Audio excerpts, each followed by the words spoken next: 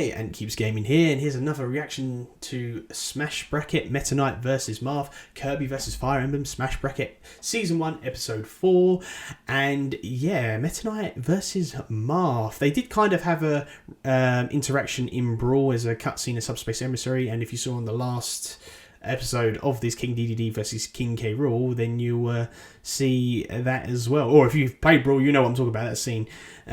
So yeah, they've kind of had an interaction as well, and also Smash, but it's not really, it's just a match and, you know, a fighting one-on-one thing, but an actual interaction in Subspace Emissary, which is kind of cool. And I wonder why Ink chose these two. I'm not quite sure. I mean, there must be a reason why he chose, you know, each one. We'll find out in the analysis and stuff like that. And as I said before, when it comes to analysis, I'll keep quiet so we can, you know, so we can figure out when it comes to the match. I'll pause it and we can guess with each other who we think's going to win. So let's do this. Because I haven't seen any of these, by the way, even though it's been out for. What would happen if two of Nintendo's most famous military leaders went toe-to-toe in a battle to determine who would come out on top? Welcome to Smash Bracket, a show dedicated to solving that exact question. If each and every playable character from the Super Smash Bros. Series was entered into a giant fighting tournament using them at the peak of their strength, who would be victorious? The rules for this series are on screen right now, with a link in the description to break them down even further. With all that in place, let's take a look at today's match between Meta Knight and Marth to see who will advance on to the next round and who will be disqualified. Let's get into it. No one wins. The Primids win. Meta Knight. Taboo Power wins. comes in all shapes and sizes, and nowhere is that more obvious than the Kirby franchise. Kirby is one of Nintendo's longest running and most popular franchises, and it's the brainchild of Super Smash Bros. Director Masahiro Sakurai, who created the series in 1992. Not that he would ever show a bias towards his characters in Smash, though. The franchise has sold over 42 million copies in its lifetime, and within Super Smash Bros., Kirby has been a long-time fan-favorite character. Kirby? Standing next to Kirby, Kirby? serving as a rival and sometimes an enemy, is the enigmatic warrior Meta Knight. Standing at a whopping 8 inches tall, Meta Knight is the leader of an army of soldiers, which he humbly named the Meta Knights. Yeah, Meta Knight may be an honorable fighter, but he's not afraid to do some serious self-promotion with the naming of his army or building his face directly onto the front of his battleship. I mean, Ego aside, though, all of Meta Knight's soldiers are incredibly gifted and loyal to him. They put their full trust in him, and it's not without merit. He's a true knight through and through. He fights honorably and abides by a code of chivalry. He even almost always offers Kirby a sword when they fight to ensure that they have a clean, fair duel. He's also immensely skilled and takes great pride in his strength and abilities. Due to the more grounded rule set of Smash Bracket, we can only attribute feats to Meta Knight that are part of his main canon, which means that mini-games or the anime where a lot of Meta Knight's lore and commonly cited feats come from, Kirby right back at ya, will not be considered here. So let's start off with his abilities. Like we mentioned, he is an incredibly skilled warrior. So much so that he made a wish to challenge the greatest fighter in the galaxy, Galactonite, and he beat him in a straight fight. I should note that this doesn't happen in the main timeline, but rather it happens in a side. That's not confusing at all. And while Kirby canon is confusing enough to make Kingdom Hearts fans jealous, what Meta Knight displays here is consistent with how he's described throughout his entire series. And I'm confident that this showcases that Meta Knight is clearly intended by his creators to be one of the best fighters in the universe. Meta Knight augments this immense skill with an array of special powers as well. He can spin in a tornado, launching himself through the air and causing massive damage.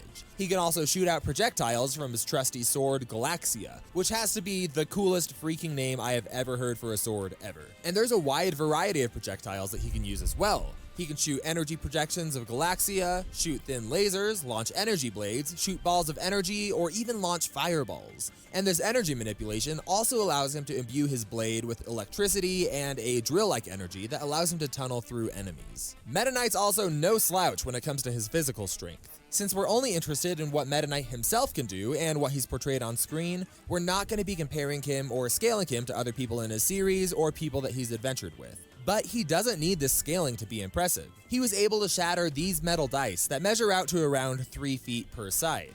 We can see that they're broken into large, distinct pieces. So if we assume that it was broken entirely due to Meta Knight's power, this comes out to the equivalent of around 4 pounds of TNT behind a single swing.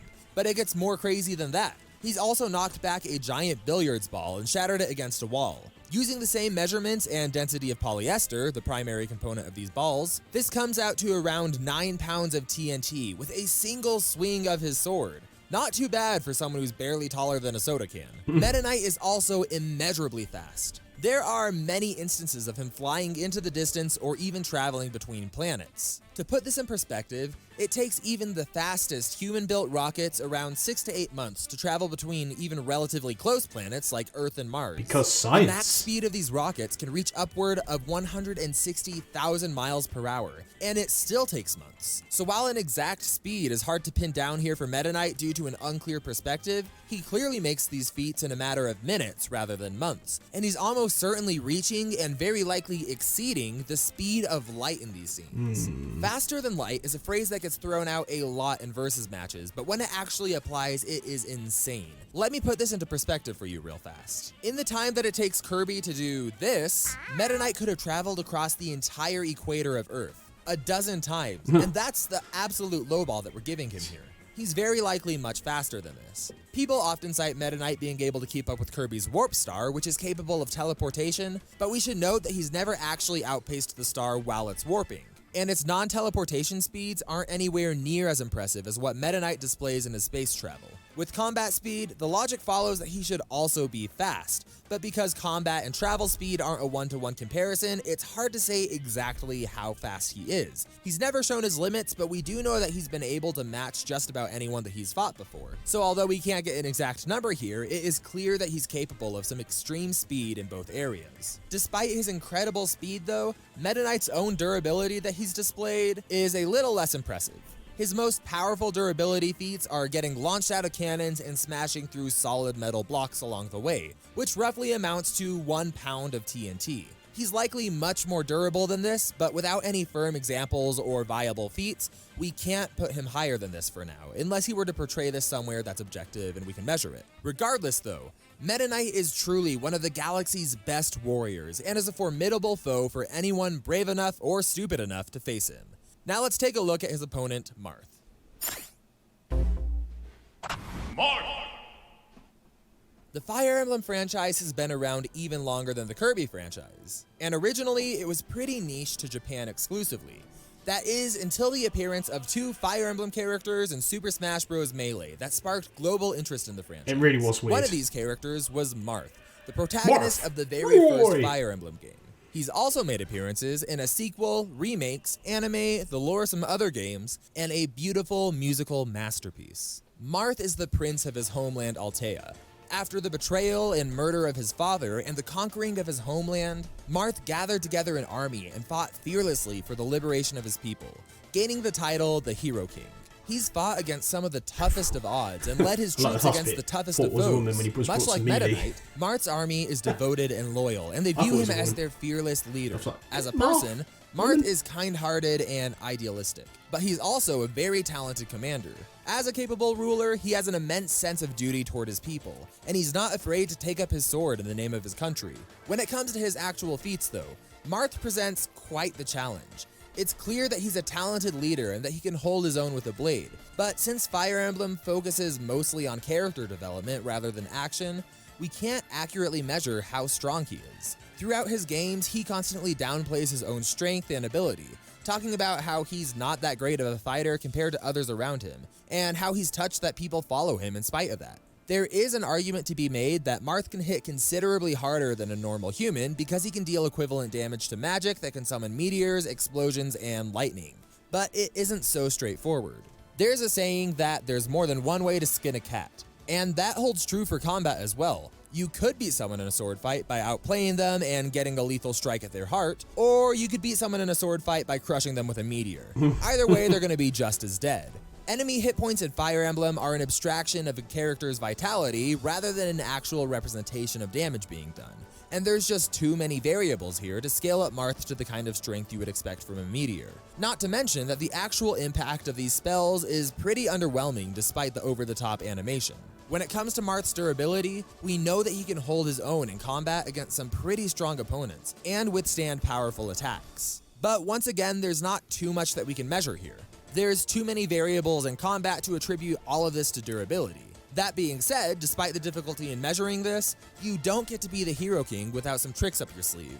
Marth comes equipped with the Shield of Seals, a legendary artifact that's powered by a variety of magical gems. Each of these gems have a powerful and unique effect. The Life Sphere gem heals the wielder to max HP every single turn, and the Dark Sphere gem makes them completely immune to any damage. The exact limits of this durability are unknown, but it's an impressive defense boost that at the very least can stand up to an entire army of skilled warriors and magicians. When it comes to his speed, Marth is fast enough to dodge material and magical attacks in his games.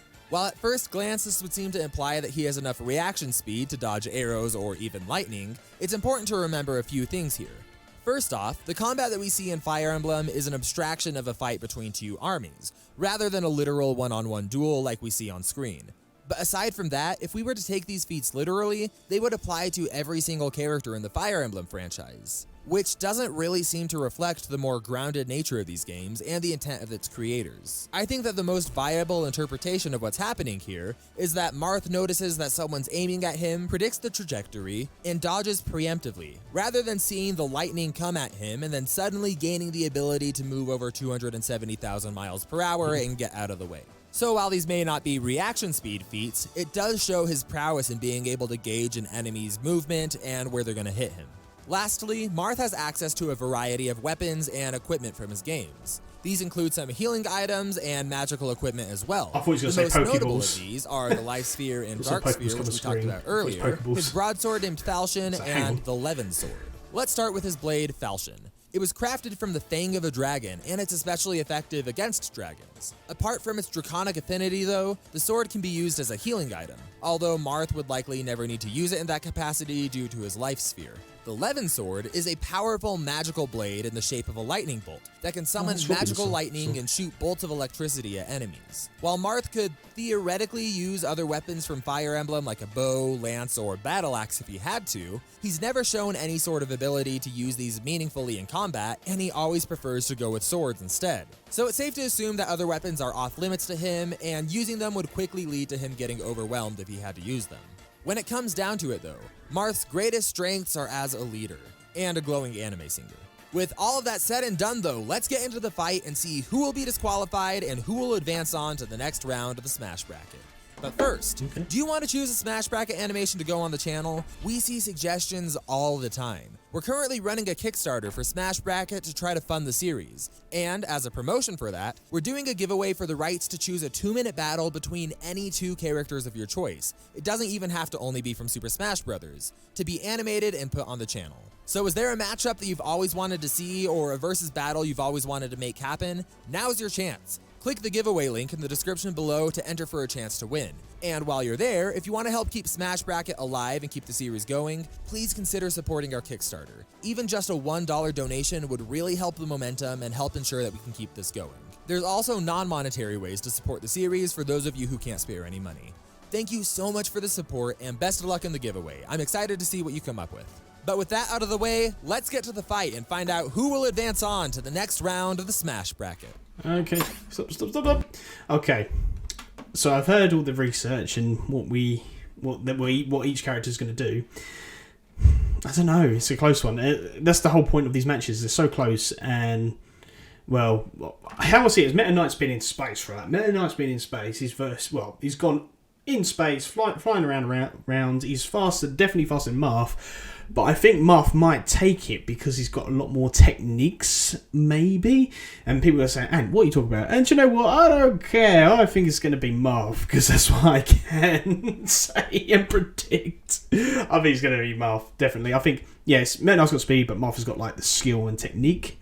I think he can, because especially with all the healing items as well. I know, It's to do with speed versus healing, isn't it, really, if you think about it? And he doesn't really use healing, but he's got, like I said, one of those spears, I think was it life or light, I can't really remember, that can heal him anyway. As I said, a lot of information to take in, but I think Marth might take this, only because of he can probably withstand what Meta Knight does. I was going to say out-survive, just survive, Meta Knight's attacks by healing, and also he's got, like, he can react. He can react to what Meta Knight does, so he can predict their attacks. So it's not like knowing the future. The future. It's more knowing, like, you know, how he fights and then predicts the next move. So I feel that's going to be a very big advantage to Marth. So yeah, I'm going to go with Marth. So let me guys know what you think. As I said, this has been out ages and probably a lot of people know anyway, but if you haven't, then, well, we'll watch it together and predict together. Let's go.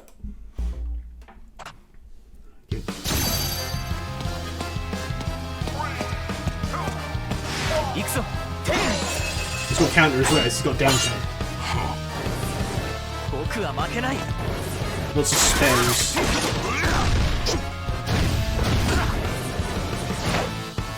He's got his sword. Oh, his sword as well.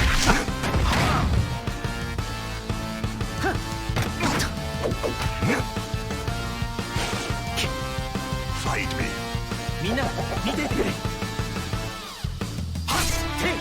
I think that's another thing, that Knight's weakness.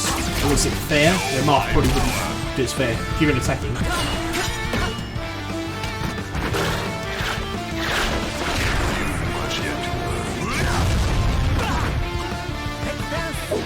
Is that a Minecraft bow? It's just grabbing every single sword. And a sword that does lightning.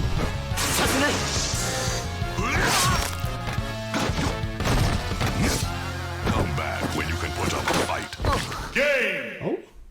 Oh, I was wrong. And there you go. Now, at first glance, this might have seemed like it was an incredibly one-sided fight. And that's because it was. It wasn't nearly as clear-cut as I initially thought it would be, though. With the rules of Smash Bracket, it was really difficult to find meaningful feats for either fighter. Meta Knight has certainly demonstrated some insanely impressive-looking feats, even with our rule set. But it's also easy to forget that he's only 8 inches tall, and so things in Kirby are proportionally much smaller than you would imagine. And so even with his most impressive damage feats, it still likely wouldn't be enough to even damage Marth if we made even moderate level assumptions about how strong the Dark Sphere was. But the key difference maker here was skill. Even if we were to take away all of Meta Knight's strength and all of his speed, he's consistently portrayed to be an extremely skilled and experienced fighter, one of the best in the galaxy. Marth, on the other hand, is consistently portrayed to be relatively average in his ability. So even if Meta Knight couldn't hurt Marth, he's definitely skilled enough to fight him into exhaustion or outlast Marth until all of his weapons broke.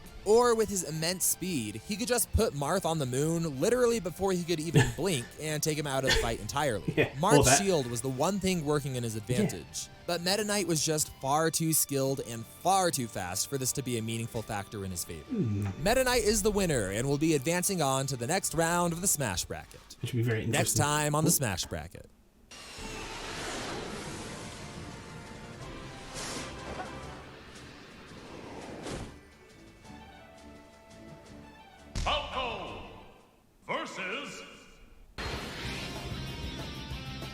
Falco versus Captain Falcon. I think this is the best cutscene. So that's very interesting. That's probably like the best. Say what you will about other Smash games. I think that is the best cutscene, which is Captain Falcon smashing Giant Rob on the head with a Falcon Punch. That's so cool. I actually thought it was the other way around. I thought Marth was going to outlast Meta Knight, and it was the other way around. So Meta Knight could outlast Marth, and I said about space, didn't I? But I forgot he could just pick Marth up and just take him to the oh, excuse me. You could just pick up Marth and take him straight to the moon. So that's quite funny. Alright guys, well that's the end of that. That's the end of that Smash Bracket. So I hope you guys enjoyed my reaction between Meta Knight versus Marth. And next time will be Captain Falcon versus Falco. Let's see what happens next time then. So thank you guys for watching. Always remember to keep gaming. I shall see you guys next one. Bye guys.